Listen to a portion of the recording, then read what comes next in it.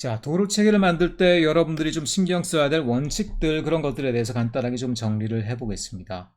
자, 하나의 어떤 단지 내부의 도로 체계를 만들 때 여러분들이 신경 써야 될 것들, 일단은 어떤 도로든 간에 단지 내의 모든 부분으로부터 접근이 가능해야 된다. 이건 너무나 당연한 얘기가 되겠죠. 그럼에도 불구하고 실제로 여러분들이 도로를 놓는 거 보면 막다른 골목이라든가 이런 것들을 그리다 보면은 굉장히 접근성이 떨어지는 도로들이 생기는 경우들이 많습니다. 자, 그런 것들을 피하고 단지 내에서는 모든 도로들이 촘촘하게 서로 연결될 수 있도록 여러분들이 신경을 써야 된다는 얘기가 되겠죠. 그리고 단지 내의 교통량이라는 건 언제든지 변할 수 있는 여건이 있습니다. 지금 현재와 또 미래의 다른 교통 흐름을 나타낼 수 있을 거라는 얘기죠. 예를 들어서 지금 현재는 단지 내에 큰 공원을 만들어 놓고 유보지로 쓰고 있는데, 거기가 나중에 아파트 단지로 설계가 된다고 했을 때 그 앞을 지나가는 도로가 6m밖에 안 된다고 했을 때, 나중에 아파트 단지가 설계될 때 굉장히 큰 문제가 생기겠죠. 그래서 단지를 여러분이 설계할 때는 지금 현재뿐 아니라 앞으로 생기게 될 어떤 지역적인 교통량의 변화들, 교통 수요의 변화를 여러분들이 어느 정도는 감안해서 미리미리 조금 큼직한 도로를 내준다라든가 이런 식으로 여러분들이 설계를 해주는 것들이 좀 더 좋은 계획이다. 보행자 전용 도로라든가 자전거 도로라든가 아니면은 그린웨이라든가 이런 특수 목적 도로, 이런 것들이 최근에 굉장히 각광을 받고 있고 또 중요한 정책이 돼가고 있죠. 그래서 그런 것들도 여러분들이 충분히 감안을 해주는 것들이 좋겠다. 그리고 주변에 있는 도로 패턴, 단지 주변에 있는 단지를 감싸고 있는 도로 패턴과 연속성이 있게 해야 된다라는 얘기입니다. 말하자면 내 단지가 이렇게 있는데 바깥에서 이렇게 도로가 오는데 그거랑 관계없이 나름대로 이렇게 도로망이 짜여져 있다? 이랬을 때 어떻게 됩니까? 단지가 전체 도시와 도시 조직과 연계가 되지 않고 하나의 어떤 고립된 섬처럼 되어가죠. 단지 주변을 감싸고 있는 전체 도로의 패턴을 여러분의 단지 내로 연속적으로 끌어오는 것들, 그런 것들이 굉장히 중요하다, 이런 말씀을 드립니다. 자, 그리고 마지막은 크로싱이라는 교차로를 얘기하죠. 교차로가 4개 이상의 도로가 교차하는 것은 좀 곤란하다, 이런 얘기인데, 예를 들어서 여러분들 뭐 6거리, 7거리 막 만들 수 있지만 이런 경우 요 교차로 내에서 얼마나 많은 시간이 소요되는지, 얼마나 많은 혼란이 있는지 여러분이 알고 있죠. 외국 같은 경우는요, 교차로에다가 라운드어바웃을, 로타리를 내서 충분히 양보하면서 많이 이제 활용하고 있는데요. 우리나라에선 사람들이 성격이 급해서 교차로를 로타리로 하지 못해요. 로타리로 했다가 굉장히 사고가 나는 경우들이 많아요. 그래서 우리나라에서는 6거리든 5거리든 다 신호등을 통해서 지나가거든요. 그러다 보니까 거기서 교통이 굉장히 많이 막힙니다. 그래서 가능하다라고 그러면 굳이 일부러 6거리, 5거리를 만들 필요는 없다는 얘기입니다. 한 4거리 정도로 충분하다. 특별히 단지 내에서는요. 단지라는 건 조그만한 어떤 한 블럭 아니에요. 굳이 그 안에서 5거리, 6거리를 여러분들이 만들 필요가 없다라는 얘기입니다. 4거리 정도로 충분히 족하다. 자, 그 다음에 위계에 대한 원칙이다 라고 되어 있죠. 위계는 아까도 얘기했지만 1, 2, 3, 4, 4개의 도로 간에 위계가 있다라고 했어요. 접근에 있어서도 이 위계에 연속적으로 진행돼야 된다라는 얘기예요. 말하자면 위계의 어떤 순서대로 접근을 해야 된다. 그리고 그거를 뛰어넘는 것은 허용되지 않는다는 얘기예요. 말하자면 자, 주간선도로에서 보조간선도로, 보조간선도로에서 집산도로, 집산도로에서 국지도로 가능합니다. 거꾸로 거슬러 올라가는 것도 가능해요. 근데 어떻게 됩니까? 국지도로에서 갑자기 이렇게 간다? 안 되죠. 여기서 이렇게 갑자기 가버린다? 안 되죠. 왜냐? 저속의 보행자 중심 도로와 고속의 차량 중심 도로가 바로 연결된다? 어떻습니까? 위험하고 불안하겠죠. 그런 계획이 있으면 안 되겠죠. 그래서 이런 리핑, 말하자면 위계를 뛰어넘는 형태로 도로를 바로 연결하면 곤란하다, 이런 말씀을 드리는 겁니다. 예를 들어서 자, 간선도로라고 쳐봐요. 그 다음에 간선도로에서 바로 로컬로드가 나와 이 부분에서 굉장히 위험한 그런 교차로가 되겠죠. 그래서 이런 것들은 불가능하다, 불가능할 뿐 아니라 이런 계획은 실패다 라는 것들 여러분들이 분명히 알아두면 좋겠습니다. 굉장히 레귤러한 형태인데요, 직교 형태라고 그러죠. 그리드 패턴이라고 그러죠. 그리드. 가상적으로 이런 계획을 한번 세워봤어요. 그래서 보면은 자, 간선도로 24m짜리 간선도로가 지나가고 있고요. 요 전체가 하나의 블럭인 것 같죠. 이쪽 이렇게. 그러면 블럭 내부로 진입하는 도로가 뭐예요? 그게 바로 집산로. 집산로는 한 21m짜리 위계를 뒀네요. 그 다음에 집산로로부터 각각의 집으로 다 이렇게 들어가는 이런 도로는 다 뭐겠어요? 이런 것들은 국지도로. 국지도로 같은 경우도 어떤 경우에 12m, 어떤 경우 10m, 어떤 경우에는 최소 8m를 두고 그러고 있죠.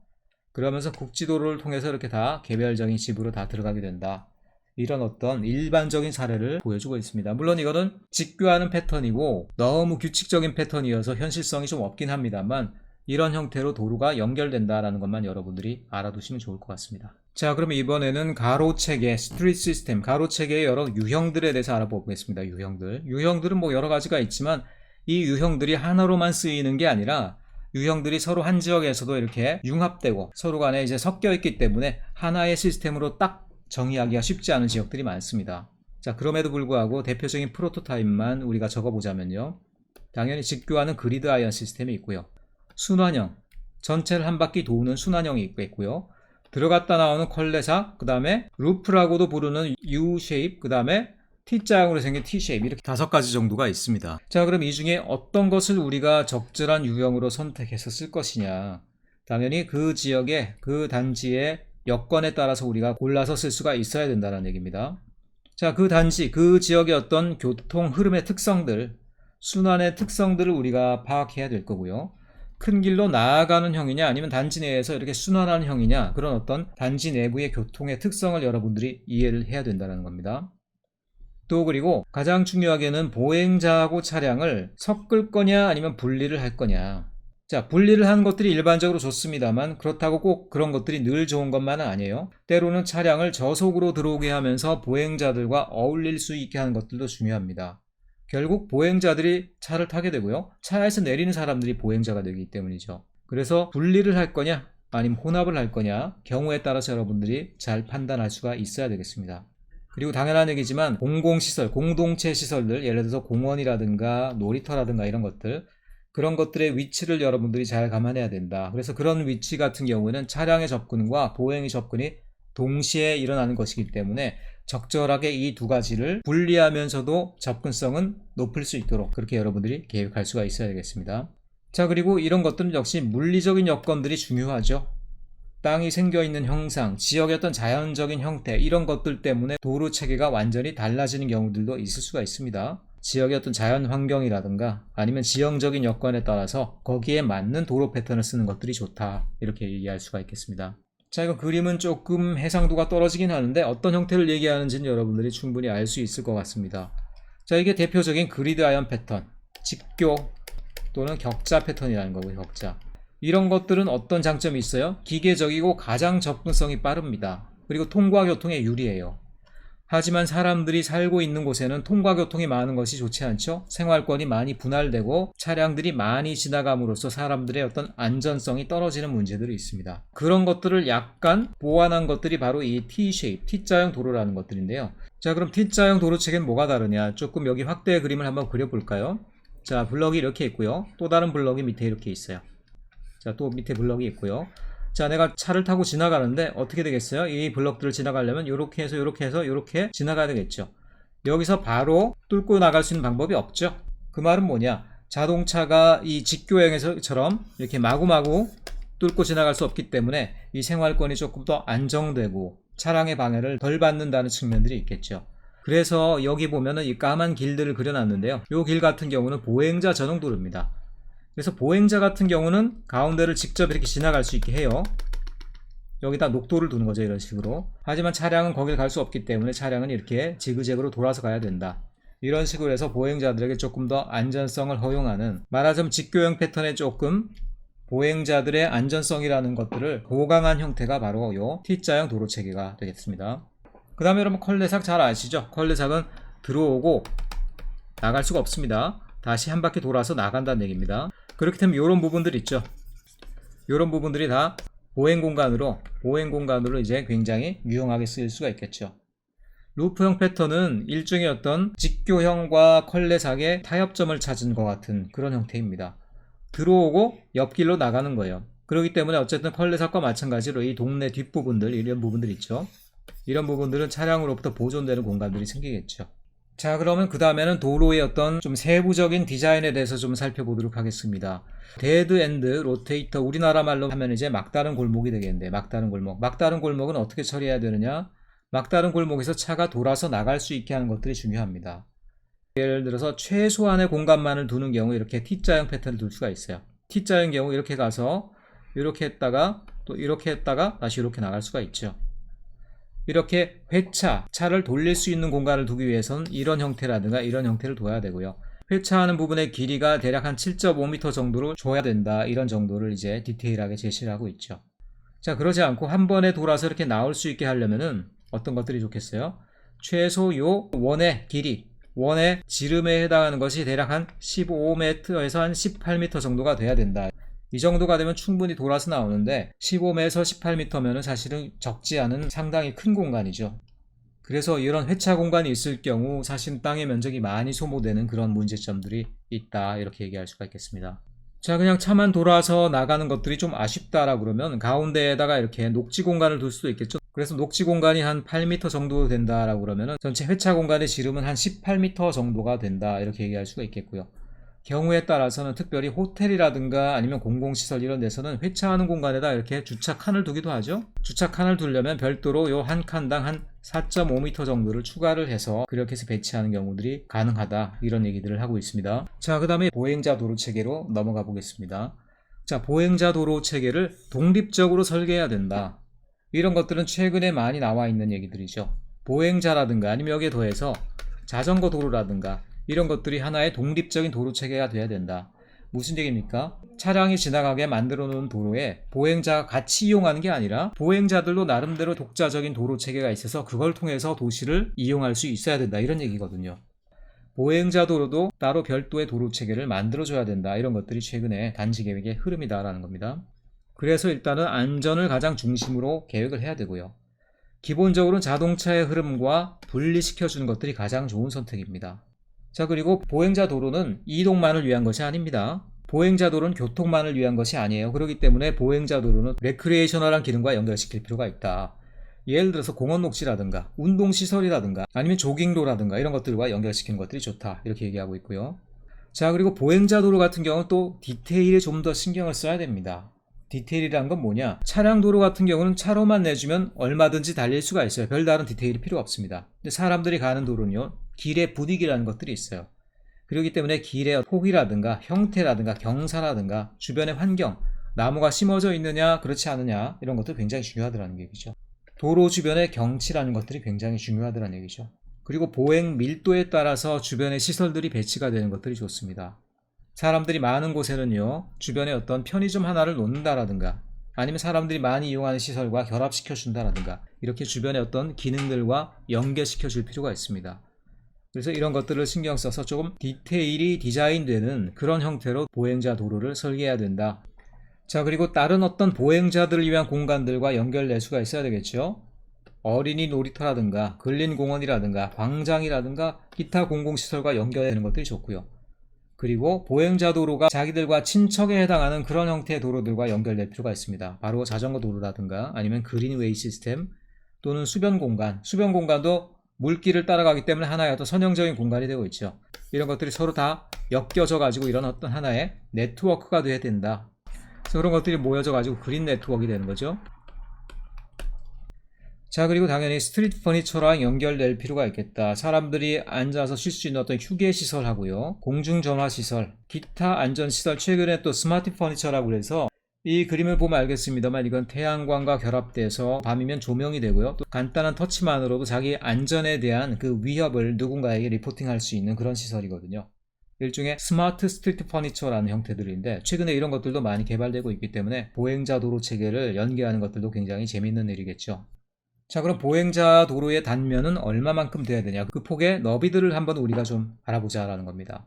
사람들이 지나가려면 기본적으로는 0.9m 이상은 돼야 된다라고 얘기를 합니다. 0.9m라는 건 뭐냐? 위에서 봤을 때 사람들 머리죠. 어깨죠, 어깨. 머리죠. 어깨죠, 어깨. 그래서 사람 하나당 기본적으로 한 45cm는 된다고 생각해요. 여기도 마찬가지죠. 45cm. 그래서 전체로 봤을 때는 한 90cm 정도가 있어야지 사람들이 지나갈 수 있는, 서로 간에 어깨를 부딪히지 않고 서로 간에 교체할 수 있는 그런 정도 폭이 된다라고 얘기를 하기 때문에 어떤 경우에도 한 0.9m, 90cm 이상 정도는 확보를 하는 것들이 좋다. 하지만 기왕이면 1.8m 정도, 1.8m는 보통 편리한 복도 공간의 넓이거든요. 그래서 이 정도는 확보하는 것들이 좋겠다 이렇게 제한되어 있습니다. 그리고 그린패드, 나무와 식재와 함께하는, 그러니까 녹색 통로 같은 경우에는 나무를 심는 공간이 양쪽에 있어야 되겠죠. 그렇게 치면은 1.8m 있고, 그 다음에 양옆에 나무를 심는 공간들이 또 얼마 정도 있으면 좋겠습니까? 한 0.6 정도. 그래서 전체로 봐서는 어떻게 되겠어요? 한 3.0 정도가 있으면 좋겠죠. 자전거 도로 같은 경우는 그렇게 폭이 생각보다 많이 필요하지는 않습니다. 자전거 한 대가 지나가는 길을 보통 1.1m로 봐요. 근데 자전거 도로와 사람들이 지나가는 도로가 한꺼번에 결합되게 되면 버퍼가 필요하게 되죠. 그래서 사람과 자전거가 동시에 이용하는 도로다 그러면 최소한 6m 정도는 확보하는 것들이 좋다. 자, 이런 어떤 스케일에 대해서는 여러분들이 알아두셔야지 안전하고도 사람들이 많이 이용할 만한 그런 보행자 도로를 만들 수가 있겠죠. 자, 이 밑으로 나와 있는 것들은 사례들입니다. 어떤 사례들은 어떤 식으로 개선이 될 필요가 있는가, 어떤 실수가 나올 수 있는가, 이런 부분들을 설명하고 있습니다. 자, 가장 기본적인 실수들이 나오고 있는데요.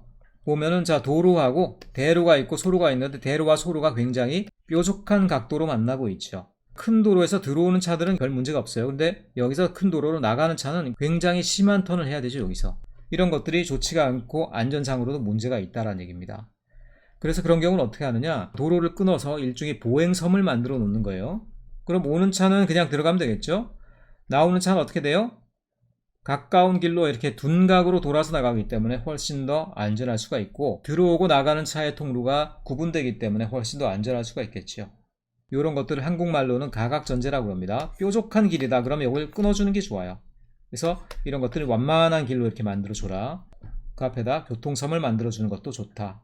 자, 그리고 획지 계획을 하다 보니까 막다른 골목이 생겼죠. 막다른 골목인데 여기 녹지를 놓다 보니까 그냥 길이 딱 막혀버렸어요. 회차 공간이 없다 이러면은 굉장히 이제 문제가 되겠죠. 그래서 회차 공간을 두는 어떤 컬레삭 형태로 바꿔야 된다, 이런 얘기를 하고 있습니다. 자, 그 다음 사례를 보면 이 대로 같은 경우는 당연히 뭐가 되겠습니까? 간선도로가 되겠죠. 간선도로. 그 다음에 거기서 이렇게 블록 내부로 들어오는 이 도로는 뭐가 되겠어요? 집산도로가 되겠죠.